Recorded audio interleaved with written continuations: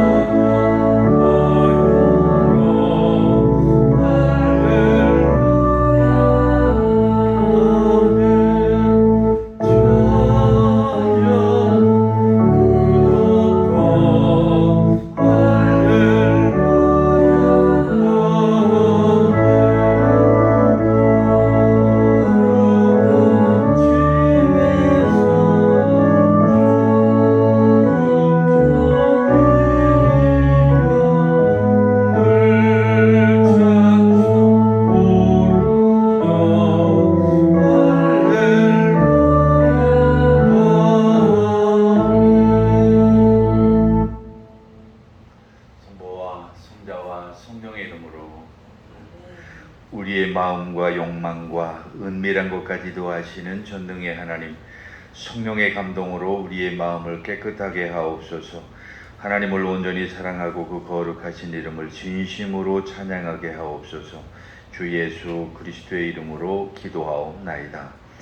우리가 죄 없다고 하면 이는 자신을 속이는 것이요 진리가 우리 안에 있지 않기 때문입니다. 그러나 우리가 죄를 고백하면 신실하시고 의로우신 하나님은 우리의 죄를 용서하시고 모든 불의에서 깨끗하게 해 주십니다. 지난 한 주간 동안 우리의 삶을 돌아보면서 잠시 자신의 죄를 고백하는 시간을 갖겠습니다.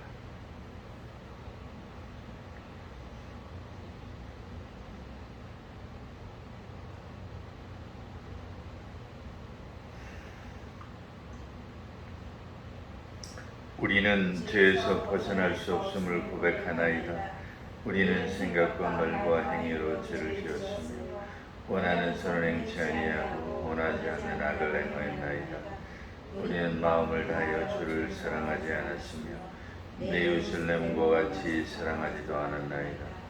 하나님의 아들 주 예수 그리스도를 보시고 우리를 불쌍히 여기소서. 우리를 용서하시고 새롭게 하옵소서. 주님 뜻 안에서 기뻐하며 주의 길을 걸으며 하나님의 거룩하신 이름을 영화롭게 하옵소서. 전능하신 하나님 아버지께서 우리를 불쌍히 여기시고 그의 외아들을 보내시사 우리의 죄를 대신하여 죽게 하셨으며 그의 공로로 우리의 죄를 사하여 주셨습니다. 그러므로 소명을 받고 안수받은 하나님의 말씀에 종인 나는 주 예수 그리스도의 명하심에 따라 여러분의 죄가 사하여졌음을 성부와 성자와 성령의 이름으로 선포합니다.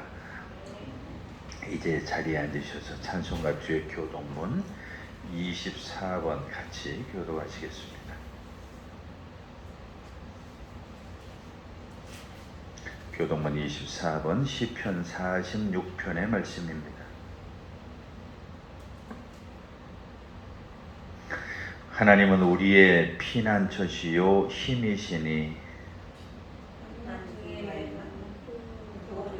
그러므로 땅이 변하든지 산이 흔들려 바다 가운데 빠지든지 바닷물이 솟아나고 뛰놀든지 그것이 넘침으로 산을 흔들지라도 우리는 두려워하지 아니하는구나. 한 시내가 있어 나뉘어 흘러 하나님의 성 곧 지존하신 이의 성소를 기쁘게 하도다. 하나님의 그 성중에 계심에 성이 흔들리지 아니할 것이다. 새벽에 하나님이 도우시리로다. 그가 땅 끝까지 전쟁을 쉬게 하심이요 하늘 꺾고 창을 끊으며 수레를 불사르시는도다. 이르시기를 너희는 가만히 있어 내가 하나님 됨을 알지어다. 내가 온 나라 중에서 높임을 받으리라. 내가 세계 중에서 높임을 받으리라 하시도다. 만군의 여호와께서 우리와 함께 하시니 야곱의 하나님은 우리의 피난처시로다. 아멘. 이제 한번 우리 같이 기도하실 때에 나라와 민족을 위해서 그리고 교회를 위해서 특별히 지금 전국적으로 이렇게 큰 비가 내리고 있습니다. 비 피해가 없기를 위해서도 한번 기도해 주시면 좋겠습니다. 같이 기도하겠습니다.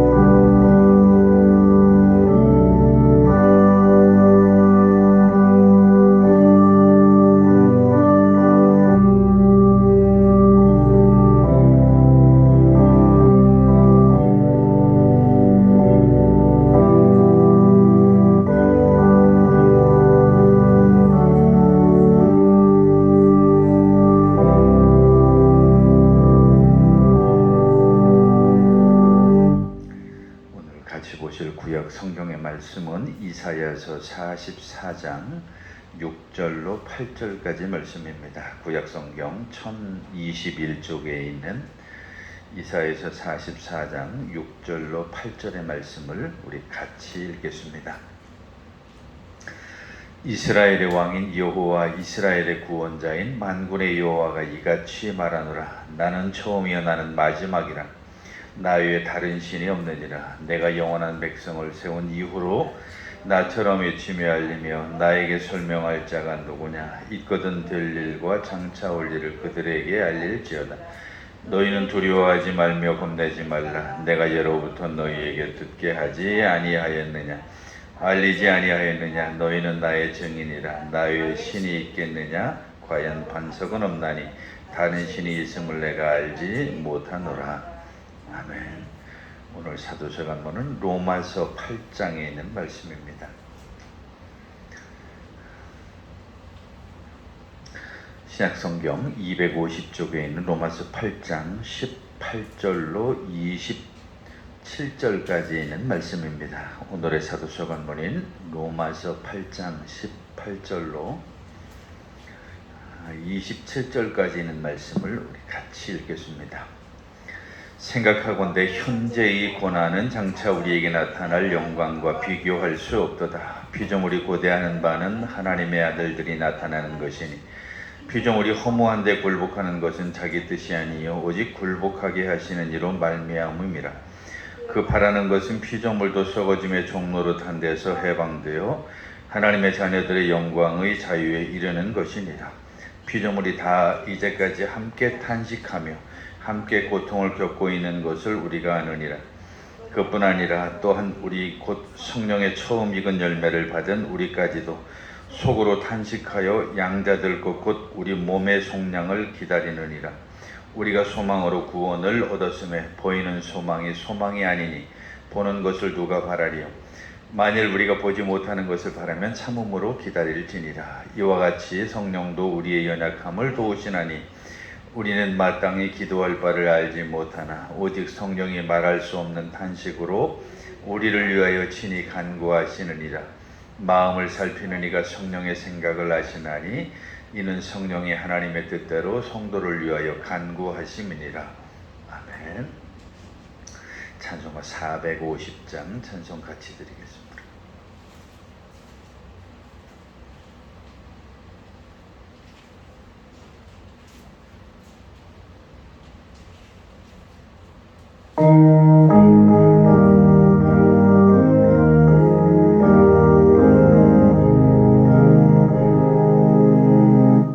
내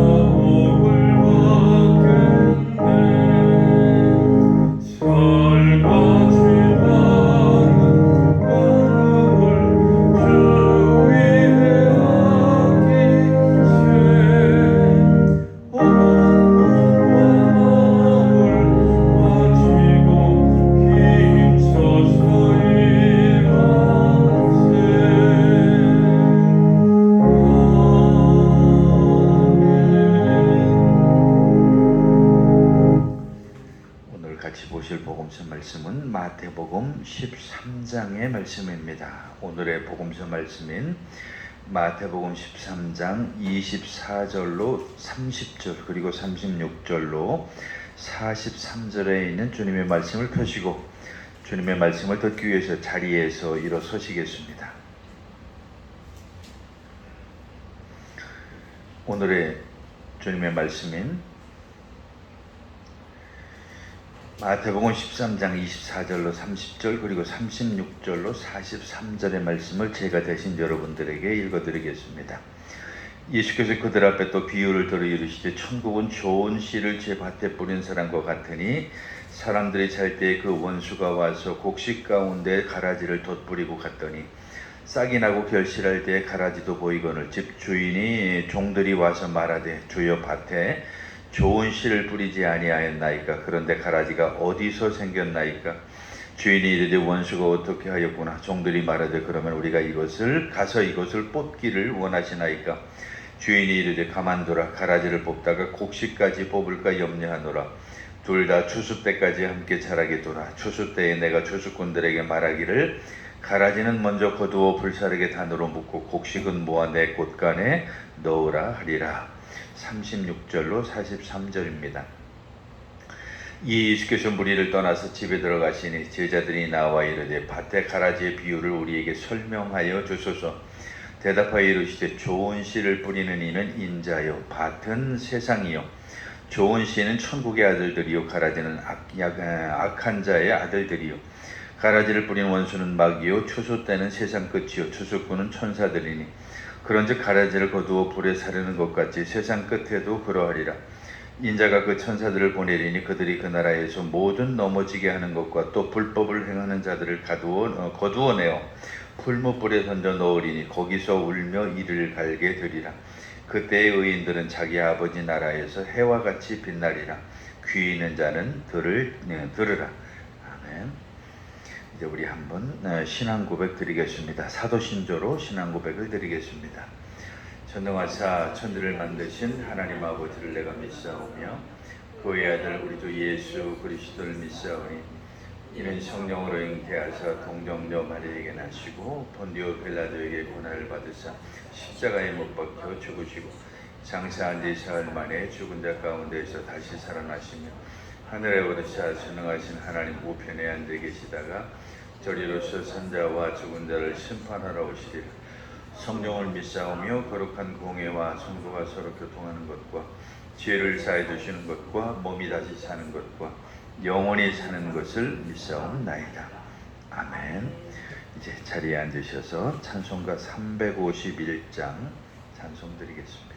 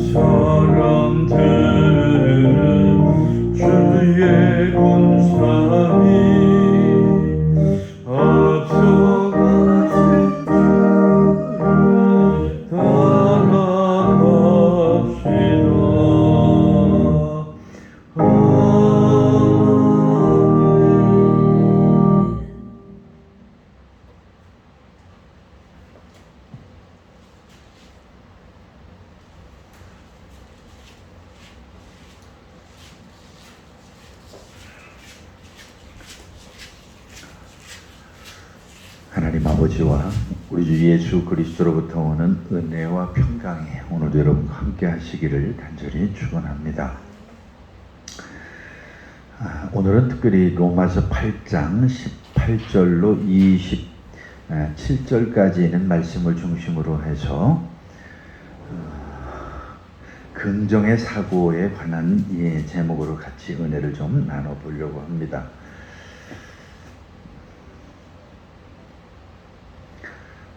우리가 이 세상을 살아가면서 긍정적인 사고를 갖는다라고 하는 것은 참 좋은 것이죠. 사실은 이 세상을 사는 사람들의 어떤 굳이 두 부류라고 이렇게 나눌 수는 없지만 대략 보면은 어떤 사람들은 똑같은 사건이나 어떤 똑같은 자기 앞에 당한 현실을 부정적으로 보는 사람이 있는 반면에 또 어떤 사람들은 자기에게 다가오는 어떤 현실을 긍정적으로 보는 그런 사람들이 있죠.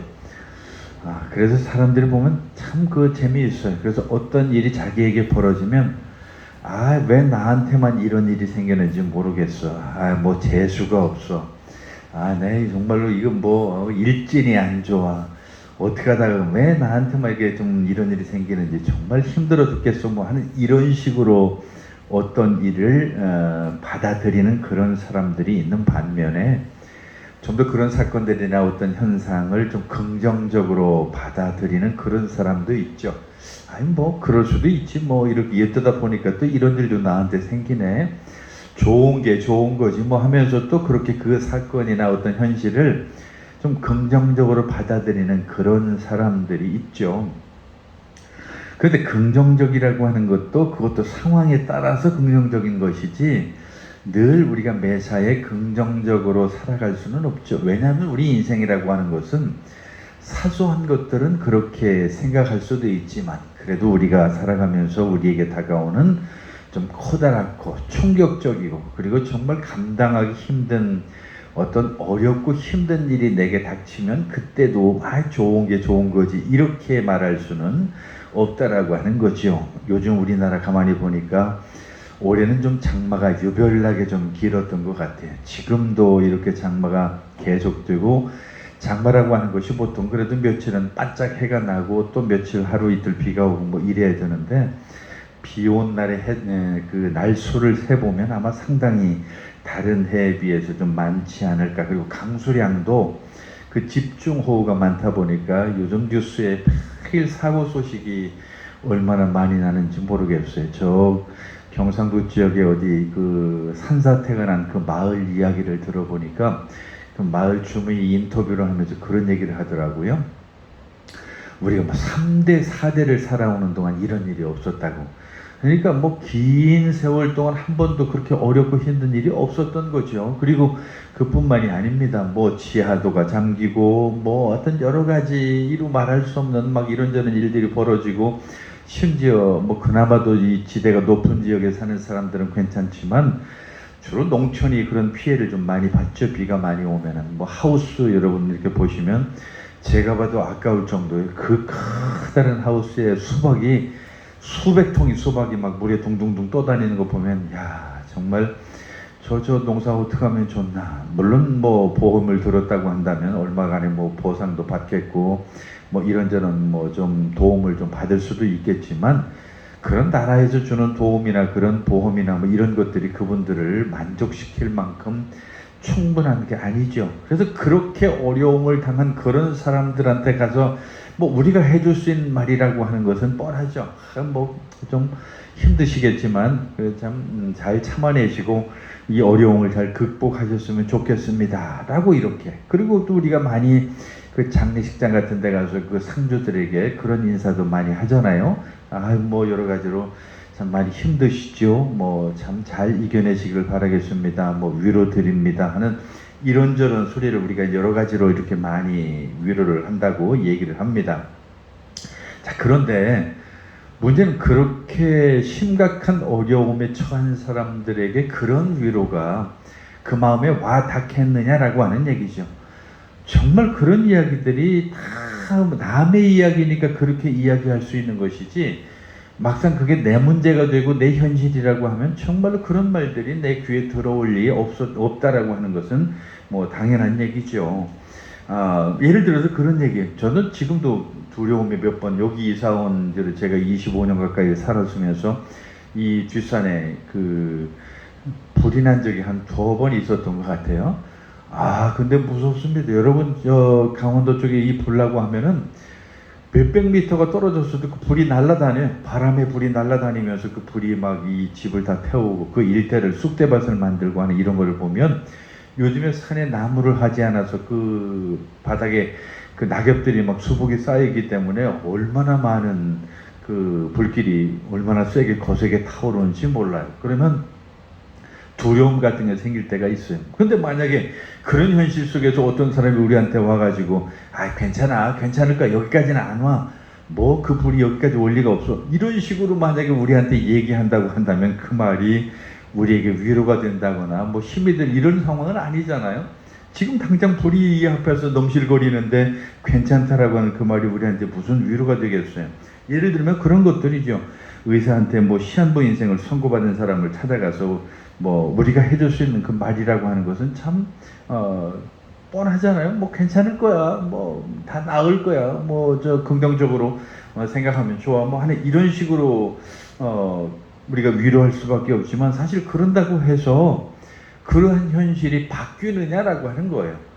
그렇게 우리가 위로해서 그 병이 낫는다거나, 그렇게 위로해서 엎어졌던 여러 가지 상황들이 뒤집어진다거나, 뭐 산사태로 말미암아서 그렇게 힘들어진 그 집들이 갑자기 어느 날 다시 복원이 된다거나 뭐 이런 게 아니잖아요. 그 물속에서 숨져간 그 많은 사람들이 갑자기 살아서 돌아오는 것도 아니고요. 그게 얼마나 어렵고 힘든 일인지 우리는 잘 안다라고 하는 거죠. 그래서 긍정적으로 생각했는데 일이 안 풀린다고 생각이 되면 이제 그때부터 사람들이 부정적이 되기 시작하는 거야. 정말 냉소적이 되어가는 거죠. 아주 현실을 거꾸로 보게 되는데, 그런 일들이 우리에게 다가오게 되면 좀 그렇게 변하게 되는 거죠. 근데 이건 어려운 상황에 처하면 누구든지 그런 모습으로 변할 수 있는 게 바로 우리 사람이에요. 평소에 아무리 긍정적이었던 사람들이라고 하더라도 그런 일들이 자꾸 닥치게 되면 스스로 우울증에 빠지게 된다거나, 그리고 현실을 자꾸 부정하고 싶은 그런 일들이 자꾸 생기게 된다라고 하는 것이죠. 그래서 긍정적인 사고를 하는 것이 좋다라고 하는 것은 우리는 잘 알아요.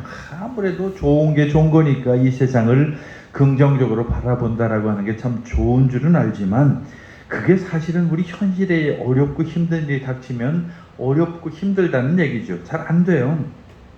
그런데 오늘 우리가 읽은 로마서의 말씀을 보면 바울은 바로 그러한 우리 현실 속에서, 그게 바로 우리 인생인데, 그런 인생 속에서 비밀이 있다고, 그리고 그 속에서 우리가 긍정을 찾을 수 있는 요령이나 참 아름다운 그 속에 그 비결이 있다고 그렇게 우리에게 가르쳐주고 있는 것이죠. 그래서 오늘 우리가 같이 읽은 로마서 말씀에 보면 바로 그 말씀을 이 바울이 우리에게 강조하고 있는 것을 보게 됩니다. 그래서 성령의 인도를 받아서 로마에서는 한 무리 그 어떤 그리스도인들에게 편지를 씁니다. 그들로 하여금 긍정적인 사고를 가지고 이러이러한 모습으로 여러분이 살면 지금 여러분이 당하고 있는 그런 현실 속에 많은 어려움들은 잘 이겨낼 수 있을 겁니다 라고. 근데 이게 사실 우리는 이 로마서의 관계를, 그 배경을 가만히 살펴보면 이 로마에 있는 사람들이 어떤 배경이었냐면 아마도 우리가 추측컨대 그 기독교에 대한 박해로 말미암아 어려움을 당하는 그런 사람이었을 가능성이 큽니다. 저는 그 로마에 갔을 때 그 제가 한동안 여러분에게 소개한 적이 있습니다만, 그 카타콤이라고 하는 곳을 한번 직접 방문을 해서 그 속에 들어가 본 적도 있는데요. 그 로마에서 이제 기독교 박해가 시작되고 목숨이 위태로우니까 땅 속으로 들어간 거예요. 땅 속으로 들어가서 땅굴을 파고 그 안에서 살아가는 거예요. 모든 삶을 그 땅굴 속에서. 그러니까 기독교인들이 아주 그 외딴데 땅굴 속에 들어가거나 아니면 무슨 절벽 같은데 그런 곳에 굴을 파고 들어가서 그런 곳에 살거나, 이제 그런 곳을 카타콤이라고 하는데, 거기 이제 전체를 다 공개하는 것은 아니에요. 일부만 공개를 해요. 근데 그 속에 저 밑에 들어가 보면 그 안에서 모든 것을 생활할 수 있도록 다 그 안에 공간들이 있어요. 그러니까 뭐 그 안에 뭐 너직한 큼직한 공간도 있고, 그리고 통로로 굴 속을 지나가다가 심지어 장례를 지낼 수 있는 그런 곳까지도 다 있어요, 거기에. 근데 우리로 생각하면 우리는 이곳이 습하니까, 습도가 높으니까 장례를 지낼 수가 없잖아요. 이 부패가 되니까. 근데 그런 곳은 그 우리처럼 습하지를 않으니까 사람들이 그 미라라고 그러죠. 건조해지니까 사람들이 냄새가 나지 않고 그냥 그 우리 시체가 썩지를 않는 거예요. 그러니까 그런 식으로 해서 그 모든 사람이 살아갈 수 있는 그런 공간들을 그 안에 만들어 놓은 거죠. 그러니까 굉장히 위협적인 상황이었죠. 한마디로 잡히면 죽는 거예요. 그래서 지금 우리도 6.25라고 하는 그런 전쟁을 겪었습니다만은, 그 6.25라고 하는 그런 전쟁을 겪으면서 우리는 그때의 그 공포를 어느 정도 저는 짐작을 해요. 예를 들면 지금이라도 만약에 전쟁이 났다고 치자고요. 그러면 서로가 서로를 얼마나 피비린나하게 사람을 죽이겠어요? 찾아내서 뭐 우리 편이 아닌 사람은 무조건 죽이는 거겠죠. 뭐 지금이나 그때는 뭐가 다르겠어요. 근데 그런 기독교의 박해 속에서 살아남기 위해서 굉장히 막 아주 고군분투하는 그 사람들에게 괜찮아, 뭐 그런 뭐 자 좋아질 거야, 이런 식으로 그렇게 이야기한다고 해서 그 사람들에게 위로가 되겠냐는 얘기죠. 그러니까 절박한 상황에 처한 사람들에게는 참 그런 일들이 어렵고 힘들게 받아들여질 수밖에 없다라고 하는 거죠. 그래서 오늘 이제 이 성경에 보면 바울이 두 가지의 비밀을 이야기를 합니다. 이 두 가지 비밀이 있는데 그 현실을 잘 이겨낼 수 있는 비밀 중에 하나가 그 뭐냐면 거기 22절의 말씀인데요. 그 8장 22절을 제가 한번 읽어볼게요. 피조물이 다 이제까지 함께 탄식하며 함께 고통을 겪고 있는 것을 우리가 아느니라. 사실은 여기서 이 피조물이라고 하는 차원으로 이 바울이 본문을 이야기했는데 어떤 그 자연이라고 하는 차원에서 우리가 보면 좋을 것 같아요. 그리고 그것도 좀 폭넓게 이야기할 수도 있고요. 그리고 또 성경을 가만히 보면 이러한 비유들이 그 애를 가진 여인의 해산하는 어떤 그런 고통과 같은 그런 것으로 이렇게 비유가 될 때가 많아요. 사실은 이 전체적인 비유를 이렇게 바울이 들기는 했지만 이런 비유 속에서 오늘날 이 세상에서 겪고 있는 많은 어떤 그 고통, 지금 여기서 이 피조물이라고 이렇게 얘기했지만 우리는 실제 이 자연이 오늘 어떤 고통을 겪고 있는지 우리 눈으로 목격하잖아요. 오늘 갑자기 생각지도 않았던 막 산이 무너지면서 온 동네를 다 휩쓸어 버린다든지. 저는 지금도 여러분에게 묵상을 보냈지만 참 굉장히 이 머릿속에서 떠나지 않는 그 부분이 저 중부지방에서 일어난 그 지하차도 사건인데, 그 앞에 있는 그 블랙박스들이 요즘엔 다 있으니까 그런 것을 해요. 그러니까 지금 물이 막 차들어가고 있어요. 근데 그 물이 차들어가니까 어떤 사람은 거기서 주저하는 거야. 아, 이거 내가 들어가서 통과할 수 있을까? 판단이 안 서는 거죠. 그러니까 거기서 주저하고 있어요. 근데 이게 길이 넓으니까 그 옆으로 그냥 쏜살같이 다른 차들이 빨리 이걸 통과하면 여기를 통과할 수 있겠다 싶으니까 막 그 물이 바퀴까지 다 올라왔는데도 불구하고 거기를 들어가는 거예요. 근데 누가 생각해도 내가 봐도 그렇고요. 지금 그 입구에서 그 정도면 저 밑에는 차가 거의 반 이상 잠겼다는 얘기예요. 그러면은 들어가지 말아야 되잖아요. 근데 사람들이 마음이라고 하는 게 그때가 또 공교롭게 퇴근 시간이었다고 하는데 그렇게 들은 것 같은데, 사람이 퇴근할 때가 되고 나면 마음이 빨리 집에 가고 싶은 마음이 있잖아요. 그러니까 뭐 웬만하면 내 차는 좀 큰 차고 좀 높은 차고 하니까 여기 통과할 수 있겠다고. 그래서 버스가 들어간 것도 그거 아니에요? 버스 정도 되면은 웬만큼 물이 바퀴 정도 차도 다 지나갈 수 있다고 생각을 자신하고 그 물속을 들어가는 거예요. 근데 나오는 어떤 영상이 없으니까 우리는 알 수는 없지만 정말 거기 그 상황을 보면은 정말 끔찍하다 싶을 정도로 마음에 지금도 저는 그 충격이 있는데, 바로 그런 고통들이죠. 그러니까 그런 고통들이 자연에만 있는 게 아니고 이 로마에 있는 교회에 있는 사람들에게 있고 오늘 우리에게도 마찬가지예요. 오늘 우리에게도 많은 사람들이 고통을 당하면서 살아요. 뭐 어떤 사람은 질병으로 고통을 당하고, 어떤 사람은 교통사고나 뭐 이런 사고로 고통을 당하고, 또 어떤 사람은 여러 가지 마음의 정신적인 상처로 고통을 당하고, 이루 말할 수 없는 그런 여러 가지 많은 상처 속에서 살아간다라고 하는 그런 거예요. 그래서 거기 오늘 바울이었는데 성경에서 그렇게 이야기를 하네. 그런 고통을 우리가 아는데 거기 22절 이해합니다. 그뿐 아니라 또한 우리 곧 성령의 처음 익은 열매를 받은 우리까지도 속으로 탄식하며 양자될 것 곧 우리 몸의 속량을 기다리느니라 라고 하면서 그 고통에 대한 얘기를 쭉 합니다. 그러면서 그 비결 하나를 뭐라고 이야기를 하냐면, 그 고통이 지금 여기라고 하는 그런 사실 속에서 그 고통 가운데 머무르지 않는 것이 첫 번째 비결이라고 그렇게 이야기를 해요. 그러니까 지금 여기 보이는 그 소망을 늘 붙잡고, 보이지 않는 그 소망을 붙잡아야 되지 그 현실에 얽매여서 그 속에서 몰입이 되면 안 된다는 얘기죠. 24절에 그렇게 말씀합니다. 우리가 소망으로 구원을 얻었음에 보이는 소망이 아니라 보이는 것을 누가 바라겠느냐. 그래서 우리는 보지 못하는 것을 바라면 참 믿음으로 기다릴 수가 있다. 즉 다시 말하면 지금 현재 거기에 내가 몰입을 하고 그거에 몰두하게 되면 그것은 아무런 도움이 안 된다라고 하는 그런 얘기예요. 그래서 지금 말씀하고 있는 바울은 그런 속에서 현실에 얽매이지 말라라고 우리에게 권면을 하는 거죠. 근데 이것은 바울도 이렇게 얘기를 하지만 오늘날 이 심리 전문가들도 그렇게 이야기를 합니다. 어떤 문제가 생겼을 때 그 문제에 집착하는 것처럼 우리를 힘들게 하는 게 없다는 거예요. 근데 사람들이 일단 그것에 집착을 하죠. 아, 그럼 예를 들어서 내가 지금 어떤 어려움에 빠졌어요. 그럼 그 어려움으로부터 내가 좀 더 긍정적이고 미래적이고 희망적인 걸 생각하려고 하는 게 아니라 사람들은 자꾸 그것만 생각하는 거예요. 그러니까 그 문제 자체가 자꾸 커지는 거예요. 자꾸 힘들어지는 거예요. 예를 들면 그런 거죠. 작은 것 하나를 우리가 예를 들어보면 그렇습니다. 어떤 조그만 상처가 하나 생겼어요. 그럼 그 상처가 자꾸 그 몰입을 하게 되면 그 상처가 자꾸 또 커져서 나를 힘들게 만들어요. 제가 어렸을 때 지금도 잊을 수 없는 하나의 어떤 그 기억이 하나가 있는데, 옛날 우리 어렸을 때는 바늘을 참 많이 사용을 했어요. 뭐 옷을 깁거나 어쩌거나 하여튼 바늘을 많이 사용해서 반지꼬리라고 하는 게 집집마다 다, 지금도 물론 있긴 하겠지만 옛날처럼 그것을 잘 사용하지는 않죠. 그래서 그 반지꼬리에 보면 그 바늘들이 있는데 그 바늘이 부러지는 일들이 가끔 있어요.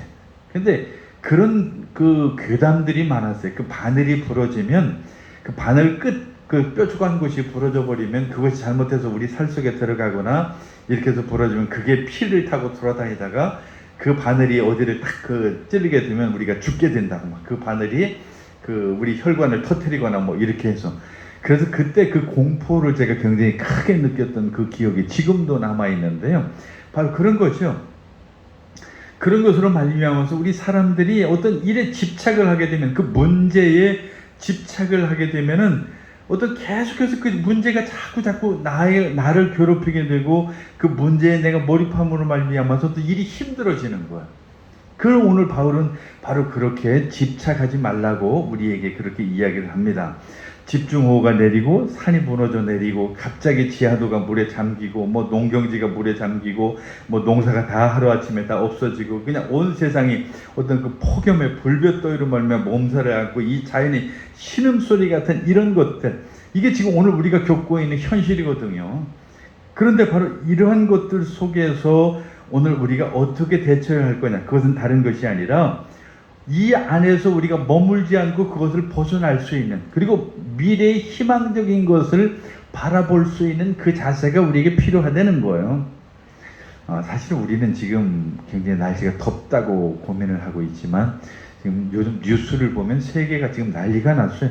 지금 저 유럽 쪽은 40도가 넘어가는, 뭐 주로 이제 그좀 화실을 쓰긴 하지만 우리 섭씨 40도를 넘어가는 그런 일들이 지금 아주 하루 이틀이 아니에요. 미국도 마찬가지예요. 지금 요즘 계속 뉴스에 보면 40도가 넘어가는 날이 이게 지금 뭐 20일째 뭐 계속 된다는 그런 얘기가 있어요.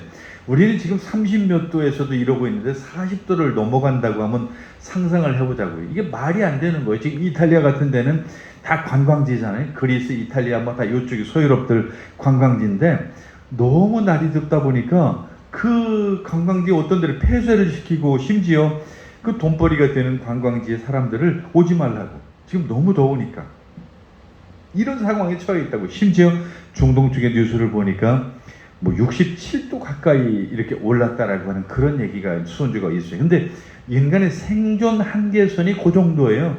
그러니까 인간이 살아남을 수 있는 그 생존의 한계가 그 정도가 넘어가면 우리는 인간이 살 수가 없다는 거예요. 그 정도로 지금 지구가 아주 이상 기온 때문에 좀 영향을 받고 이런데, 그런 여러 가지 문제에 우리가 만약에 집착을 한다고 한다면 우리 인간이 살 수가 있겠느냐는 거죠. 이 피조물이 그렇게 신음을 하고 있는 거예요. 근데 그런 속에서 일단은 우리가 얽매이지 않는 것, 좀 벗어날 수 있는 그런 것이 첫 번째 비결이라고 바울은 우리에게 그렇게 말씀을 합니다. 여기 너무 집중하지 않는 것. 그래서 거기 18절을 제가 한번 읽어보겠습니다. 생각하건대 현재의 고난은 장차 우리에게 나타날 영광과 비교할 수 없도다. 즉 다시 말하면 이것이 나에게 영원한 것이 될 수도 없고 이것이 나를 평생 괴롭힐 수 있는 게 아니라고 하는 거예요. 우리가 흔히 성경에는 있지 않지만 그 솔로몬의 이야기라고 알려지는 그런 말이 있죠. 이 또한 지나가리라 뭐 하는 이런 말이 있어요. 근데 마치 누가 그게 성경에 있다고 하는데 제가 알기로는 그게 성경에 있는 말은 아니죠. 어쨌든 우리는 그런 긍정적인 사고를 가지면 거기에 집중하지 않고 그게 지나가고 나면 또 아무것도 안 해요. 정말 어떻게 내가 그 시절을 보냈지, 내가 어떻게 그렇게 힘들게 생활했지 하는 이런 시간들이 지나고 나면 다 아무것도 아닌 것처럼 그렇게 우리에게 다가올 수 있다라고 하는 것이죠. 지금 로마 사람들, 특히 이 편지를 쓴 바울이 쓴 그 대상자인 그 로마에 있는 사람들의 입장에서는 정말 절박한 상황이었죠. 왜냐하면 내가 예수를 믿는다라고 한 그것 때문에 언제 잡혀서 어떻게 죽을지도 모르는 그런 절박한 상황이었지만 오히려 이 바울이 그렇게 위로를 합니다. 그들에게 지금 여기 현실에 얽매이지 말라고, 현실에 얽매이지면 안 된다고 그렇게 이야기를 하는 거죠. 그러면서 18절 지금 읽은 대로 현재의 고난이라고 하는 것은 장차 우리에게 나타날 영광과 비교할 수 없는 그런 것들이기 때문에 현재에 얽매이지 말라고 그렇게 이야기를 합니다.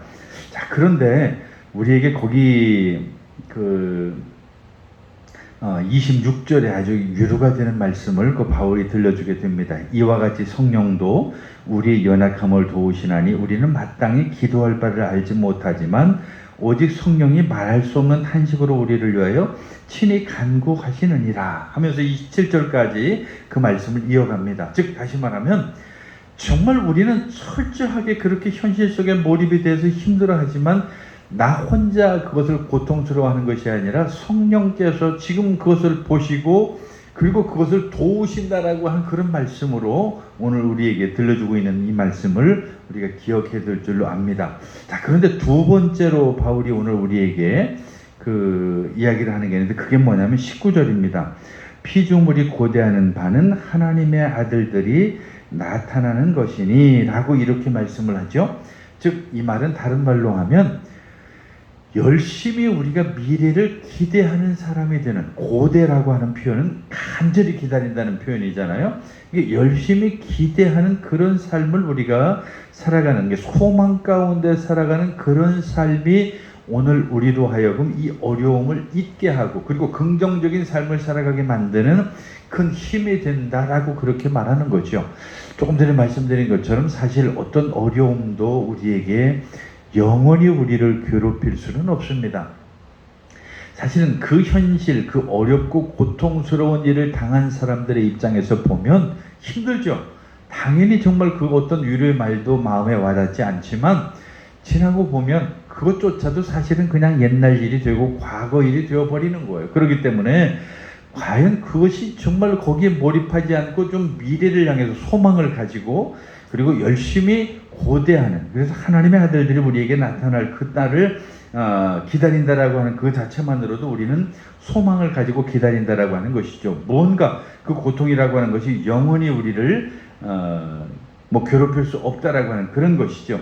그래서 결국은 이 말의 의미는 또 다른 말로 하면 우리는 마지막 심판의 날을 기다리면서 살아가는 사람들이 예수 믿는 사람들이에요. 그래서 마지막 그 날이 오게 되면 예수님께서 이 현실의 모든 고통과 괴로움을 다 마무리할 수 있는 그 날이 오게 되는 것이고, 그때가 되면, 예수님께서 다시 오셔서 심판하는 그 날이 되면 우리가 하나님의 아들로서, 그리스도인으로서 온전히 하나님 앞에 바로 설 그날이 온다라고 하는 그런 소망이 우리에게 있는 것이죠. 그리고 결국은 우리가 하나님 안에서 구원을 받게 될 것이고, 죽은 자 가운데서 우리가 살아날 것이고, 그리고 우리의 현실의 많은 문제들이라고 하는 것들이 다 해결되어지는 정말 온전한 그때가 올 것이라고 하는 그 소망이죠. 그런 소망을 우리가 잊지 않고 살아야 된다라고 하는 그런 것입니다. 그래서 하나님이 우리에게 성령을 통해서 그렇게 힘을 주시고 우리를 도우신다라고 하는 그 믿음이 우리에게 있다고 한다면 결코 그렇게 두려워하지 말라고 이야기하는 거죠. 사실 우리는 이렇게 지났으니까 그렇게 이야기할 수 있는 것인데, 그 당시 당장 목숨을 위협받는 로마에 있는 그리스도인들의 입장에서 본다고 한다면 아마 굉장히 이 말씀이 잘 안 들렸을지도 모르겠어요. 아니 지금 내가 오늘 잡혀서 죽을런지 살지도 모르는데 도대체가 미래를 기다리라고 하는 이 말이 무슨 의미냐고. 물론 우리는 지금 긴 세월이 지났으니까 우리는 그렇게 이야기할 수가 있죠. 보라고, 정말 하나님께서 그들을 도우시고 그리고 그들이 버텨냈던 그 기독교라고 하는 것이 2000년이 지난 이곳까지 이르러서 오늘 우리가 그것을 선포하고 있지 않느냐고. 마찬가지입니다. 오늘 우리는 이 현실에서 다가오는 우리의 어려움들이 우리에게는 쉽게 와닿지도 않을 뿐만 아니라, 그리고 그 어려움을 당한 사람들에게는 위로가 되어지지 아니할 수도 있지만, 그래도 오늘 바울이 말씀하는 것처럼 우리가 이 현실을 잘 이기고 그리고 그 속에서 미래를 바라볼 수 있는 참된 소망을 가지고 우리가 살아갈 수만 있다고 한다면, 오늘 우리에게 다가오는 이 현실의 어려움들이라고 하는 것은 따지고 보면 그렇게 또 우리가 감당하지 못할 것들은 아니라고 하는 것이죠. 그래서 긍정적인 생각을 하고 싶다고 한다면 그 긍정을 기대하는 사람들이 되는 것이 우리에게 필요합니다. 이게 바로 우리 그리스도인들이 가지는 소망이죠. 그래서 예수님께서 심판의 날에 다시 오시면 그날의 이 모든 것들이 다 회복될 것이라고 하는 그런 소망을 갖고 우리는 살아가는 것이죠. 그래서 거기 24절과 25절 제가 다시 한번 읽어볼게요. 우리가 소망으로 구원을 얻었으니 보이는 소망이 소망이 아니니 보는 것을 누가 바라리요. 만일 우리가 보지 못하는 것을 바라면 참음으로 기다릴지니라. 긍정적인 사고를 하는 것, 즉 다시 말하면 두 가지 비결, 오늘 바울이 우리에게 가르쳐 준 것처럼 지금 여기에 있는 어떤 그 사건에 얽매이거나 거기서 벗어나지 못하는 그런 삶이 아니라 그곳으로부터 벗어나는 것이고, 또 미래를 우리가 큰 소망 가운데에서 기다리고 바라볼 수 있는 그런 사람들이 되어지는 것이죠. 바로 그 집이 홍수로 휩쓸려 갔을 때, 우리 집에 있을 때 모든 뭐 화재로 말미암아 집이 불탔을 때, 몸이 원하는 대로 우리가 작동하지 않고 우리가 정말 여러 가지 질병으로 고통을 당할 때에 바로 많은 사람들이 우리를 향해서 힘들게 만들 그런 때에 우리가 예수를 믿는다는 그 믿음으로 말미암아 정말 우리가 하나님을 기억한다고 한다면 바로 현재의 고난이라고 하는 것은 장차 우리에게 나타날 영광하고 좋게 비교할 수 없는 놀라운 사건이 된다라고 하는 사실이죠. 언젠가 우리에게 어떤 사람들이 그렇게 물어볼는지도 모르겠습니다. 지금 현실이 그렇게 어렵고 힘든데도 불구하고 어떻게 그렇게 살아갈 수가 있습니까? 정말 누가 봐도 참 당신은 굉장히 어려운 상황인데, 어려운 형편인데, 어려운 처지에 속해 있는데 불구하고 어떻게 그렇게 그 현실을 잘 이겨내는지 모르겠어요. 세상에 정말 온갖 어려운 문제를 겪으면서도 어떻게 그렇게 참 침착하게 살아갈 수가 있습니까? 라고 이렇게 물어볼 때에 우리가 자신 있게 대답할 수 있는 것은 바로 그런 거죠. 내가 여기에 얽매이지 아니하고 나는 미래를 보는 사람입니다. 나는 하나님 안에서의 소망을 가지고 살아가는 사람입니다.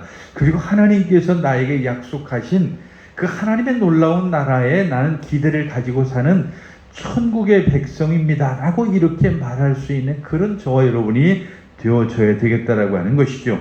그리고 그때가 되면 우리는 분명히 예수님께서 오셔서 우리를 심판하실 그때에 하나님께서 우리를 의롭다고 하실 것이고, 그리고 이 현실의 이 어려움이라고 하는 것은 뒤돌아보면 정말 참 아름답고 어찌 보면 아무것도 아닌 것이 될 그날이 온다라고 하는 사실입니다. 오늘 그러한 믿음, 그러한 미래를 보고 소망 가운데 살아가는 저와 여러분 될 수 있기를 간절히 축원합니다. 기도하겠습니다. 사랑이 많으신 하나님 아버지, 오늘도 하나님 안에서 정말 우리가 열심히 살아가지만 우리에게 많은 원치 않은 어려움들이 다가올 때가 있습니다. 그런 어렵고 힘든 일이 다가올 때마다 우리가 생각할 수 있는 것들은 어떻게 하면 그 어려움에서 벗어날 것인가 라고 하는 그곳에 몰두하는 것인데, 오히려 오늘 바울이 우리에게 가르쳐 준 것처럼 그곳에서 벗어나서 이제 미래에 우리를 향한 하나님의 소망이 무엇인지를 깨닫고 그 소망 가운데 우리가 살아갈 수 있도록 도와주시옵소서. 예수님의 이름으로 기도하옵나이다. 아멘.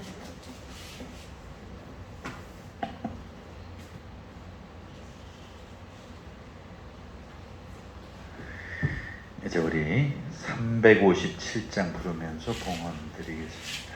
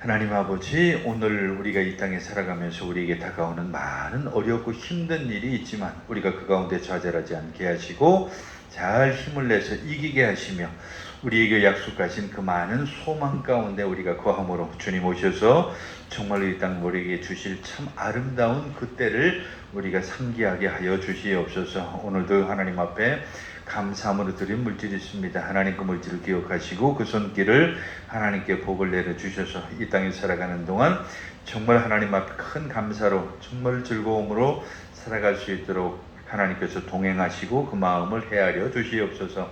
11주로 분별해 드린 물질이 있습니다. 하나님의 것을 하나님의 것으로 분별하여 드렸사오니 하나님께서 그 삶을 지키시고 인도하시며 그 과정을 통하여서 하나님 앞에 기도하는 하나님 놀라운 은혜가 정말로 하나님으로 말미암아 주어지도록 도와주시옵소서. 오늘도 이 모양 저 모양 드린 물질마다 하나님께서 복을 내려주시고 드리지 못한 손길 위에는 더 큰 믿음과 하나님의 귀한 은혜를 허락하여 주시옵소서. 예수님의 이름으로 기도하옵나이다. 아멘.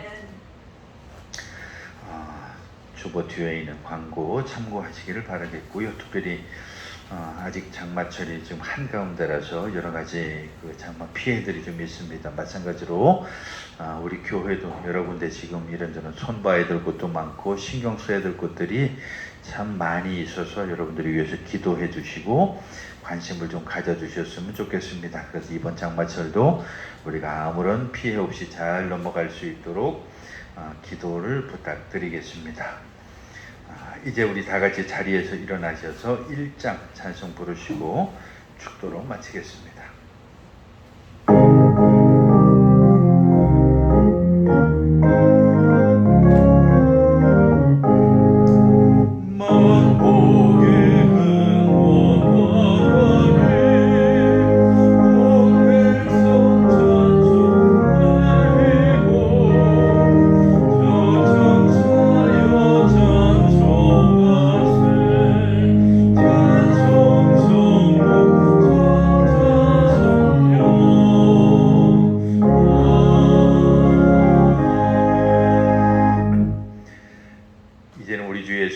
크신 은혜와 하나님 아버지의 극진하신 사랑과 성령의 감동함과 교제의 교통하심이 정말 어렵고 힘든 현실을 잘 이겨내고 그 안에서 참으로 긍정의 사고를 가짐으로 주님께서 우리에게 약속하신 그 소망 가운데 살기 원하는 사랑하는 모든 성도들 머리에 이제부터 영원까지 함께 하시기를 간절히 축원하옵나이다. 아멘.